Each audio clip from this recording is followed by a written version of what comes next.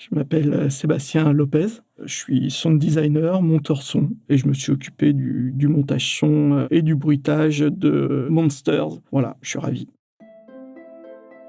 Eh bien, c'est suite à la projection d'un court-métrage, Mawena était invité. Vraisemblablement, il a bien aimé le travail sur le son, parce qu'il est venu me retrouver à la fin pour me demander si j'acceptais de participer à l'aventure Monsters. Le montage synchro, je n'ai pas la possibilité de rajouter quelque chose. Or là, sur un court-métrage, si on fait appel à moi, c'est parce qu'on a envie que j'y apporte quelque chose. Là, pour le coup, c'est une autre manière d'envisager le travail et c'est très créatif et donc c'est récréatif aussi pour moi. J'aime bien, justement, de temps en temps, m'autoriser une visite dans ces eaux-là parce que c'est amusant.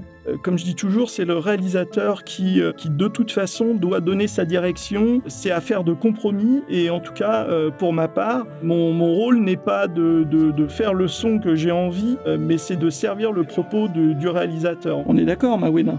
Bien sûr, t'inquiète. Et alors sur ce film, j'avais effectivement 2 rôles à jouer, celui du bruiteur et celui du monteur son, parce que les courts-métrages sont faits avec des économies réduites, donc je me suis occupé de cette partie-là, donc pour recréer tous les bruits de pas, les bruits de porte, j'en passe et des meilleurs. Moi, je ne garde rien du plateau. Tout le son a été entièrement refait. C'est-à-dire que les directs, donc enregistrés, ne concernent que les voix. Aucun son du film ne provient du tournage. Tout a été recréé.